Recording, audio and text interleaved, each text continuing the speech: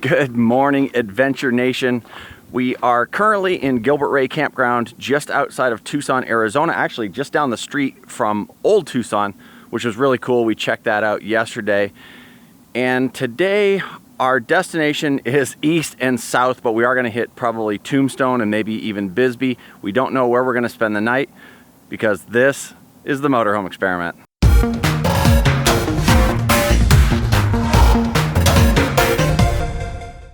Okay, so before we leave Gilbert Ray Campground, I'm gonna jump on the old 9-bot here and I'm gonna give you guys a quick tour of just our loop. The sites are really nice. They have 30 amp electric, plenty of room to park a decent sized rig.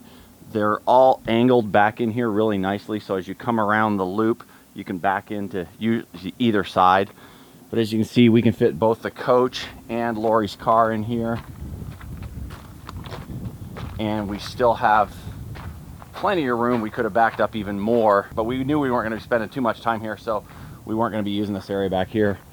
So you've got your electric, and just over in there is where Old Tucson is. Actually, you might be able to see some of the buildings right there. I don't know if you can see just the tips of some of the buildings over there for Old Tucson. So really convenient as far as Old Tucson goes, and it was 20 bucks a night for RVs. Campsites, just tenters, are 10 bucks.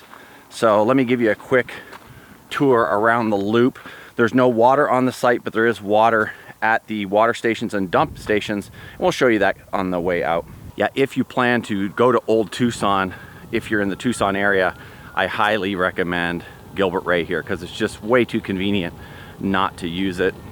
I think they have a 7-night maximum, but I will check that, and you can always Google that as well. It's Gilbert Ray Campground, and it's just down from Old Tucson. We Googled campgrounds close to Old Tucson, and this is what we've got.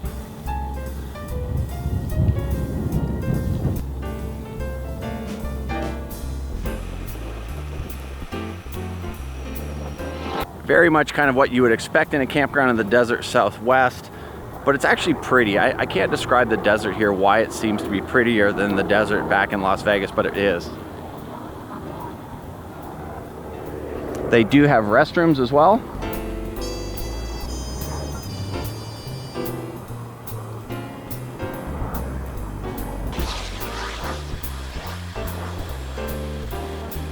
You can see that some of the sites are a little bit shorter. What we did is we took the tow car around the loop first, or I had Lori take the tow car around the loop first so that we could spot the site we want and then come in the coach. It's easier that way with the bigger coaches. Of course, this one, you could really just drive around in your coach and you're gonna find a spot.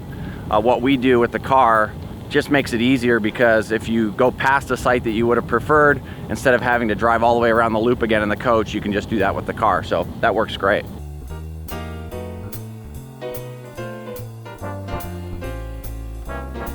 I'm gonna take a quick walk in here and see what the restrooms look like.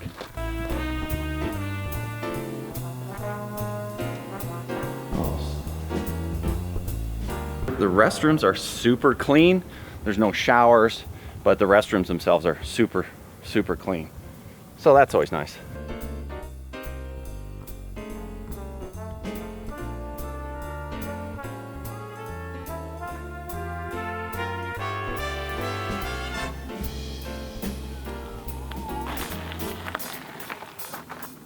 This Gilbert Ray Campground has these nice big roundabouts, 2 of them here, so that you can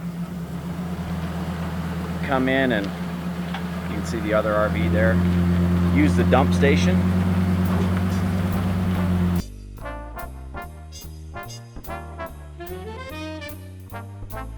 And then this area over here is where you pull up and do your water.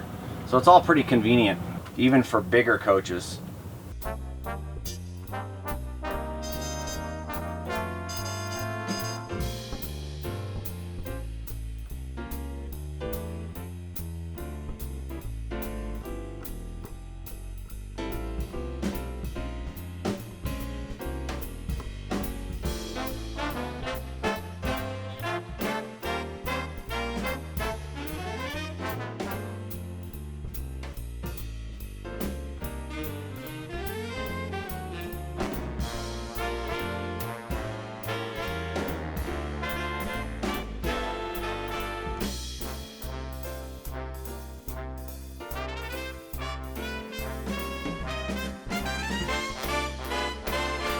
Alrighty, well, Gilbert Ray Campground was a great stop, especially handy to Old Tucson, as we've said before.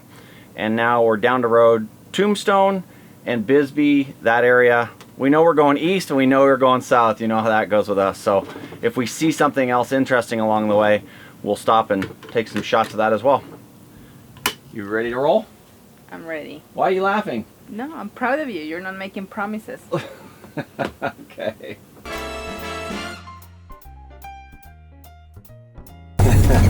I hope you guys could see that sign. It said Gate Pass Road, no vehicles over 12,000 pounds, GVWR. So yesterday I mentioned don't go over that road in your RV. Well, obviously there's a sign there telling you not to. I'm sure there was a sign on the other side telling me that same thing. I didn't see it, but that's the way the GPS brought us because I picked shortest route. So that's the problem with GPS, is things like that, roads like that, underpasses that you may not be able to get under, and like narrow bridges, stuff like that. So you really want to pay close attention when it comes to your route and study it a little bit more. I need to take my own advice. I just picked shortest route and off I went, so not good.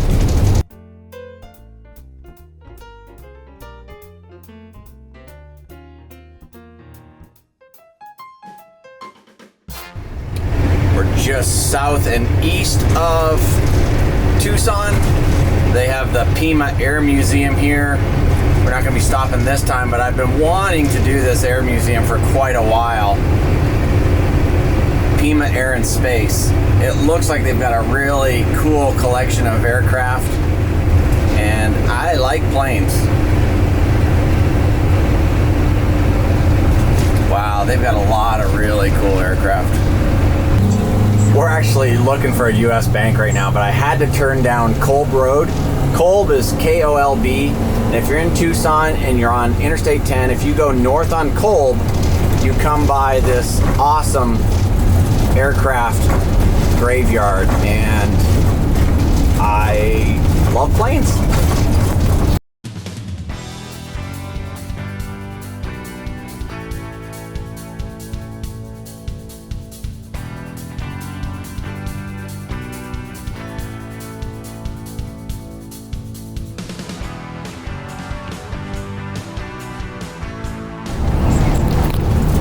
How crazy is that? I don't know if you guys can see that over there. I'm gonna have a hard time maybe zooming in. There are Union Pacific locomotives for as far as the eye can see. I'm gonna try and pull over up here. We came off this ramp, we're not close enough. I'm gonna try and pull over up here and maybe get the drone out so that we can see that.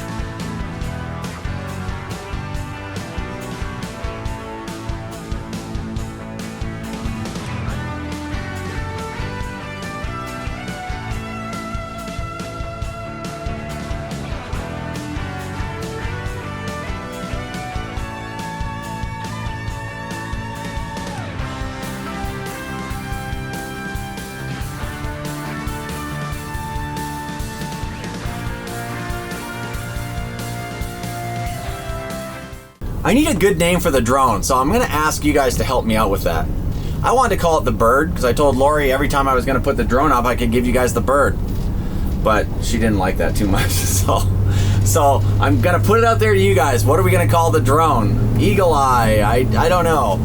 But anyways, that was unbelievable. I don't know what Union Pacific is doing with that many unused locomotives in the middle of nowhere, but they literally stretch for as far as the eye can see. Locomotive engine after locomotive engine after locomotive engine. It was unbelievable. I really love that kind of stuff, and hope you guys like that drone shot. We're back on the road and heading now to Tombstone, where of course, as usual, we're running late.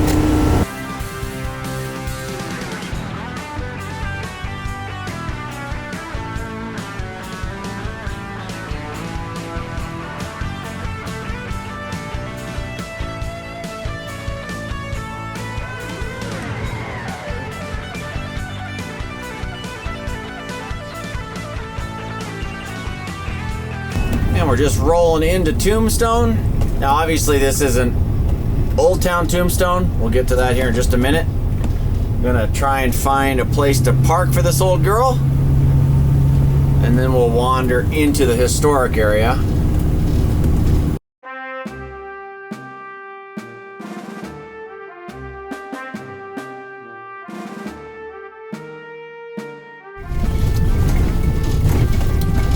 You can see right down in front of us that's Allen Street. That's the main drag of Tombstone. We're gonna pull over here right behind the school, and I'll put GPS into the description so you guys can see where this is. But it's perfect. We're literally a block or two from the historic district, so kind of nice.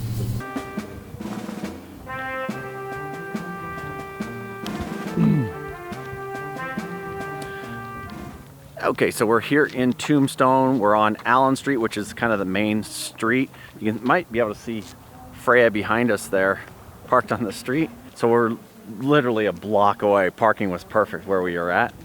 And this is really cool.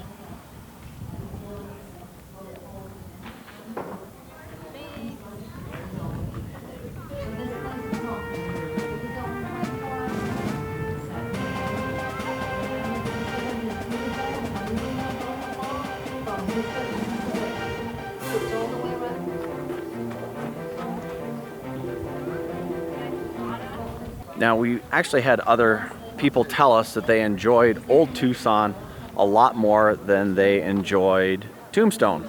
But that's like saying that you enjoyed Walt Disney World more than you enjoyed Orlando. Old Tucson is an amusement park, an attraction. It's a movie studio, so it is set up specifically to entertain you. There's gunfights all the time. There's other entertainment. There was all kinds of stuff going on there, and we loved Old Tucson. Tombstone is an actual historic town. It wasn't put here to, well, I think there's a lot of stuff that looks like it's been built here to sell stuff, and there is a lot of stuff being sold, but it's a completely different experience. It's just an old historic town that I'm sure has been rebuilt and tweaked a little bit to look even more historic and up to date, but just a little bit different experience. And this is really, really cool. A lot of history here.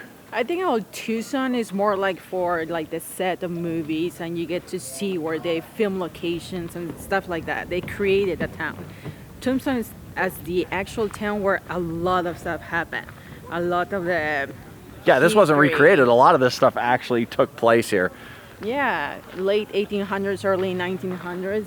It's like this was, people didn't want to come here because it was so dangerous. It was people a dangerous place. Gunfight at the OK Corral, right? It's just down the street, and we'll check that out here in just a second.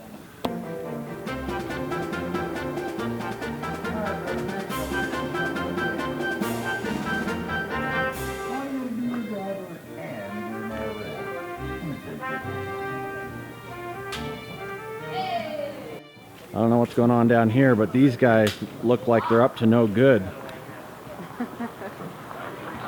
They just don't look like we want to be on the street anymore. We'll just get up here on the sidewalk away from those guys. Last one today, the OK Corral shootout. Cool.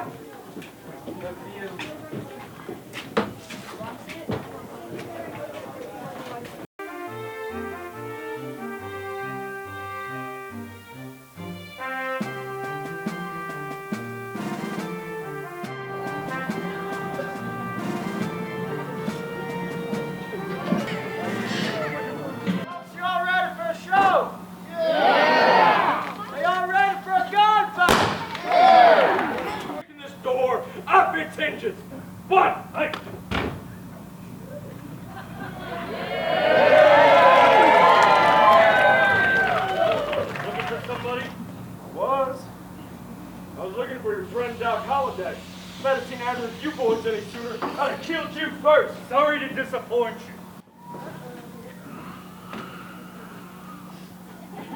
Go over your hands, boys. Here you go. Hold us on! I want to fight! I don't have a gun! How can the fighter get away? Get up and fight! Get to fighting! I got got one left for you, Holiday. Blaze away. Good days if you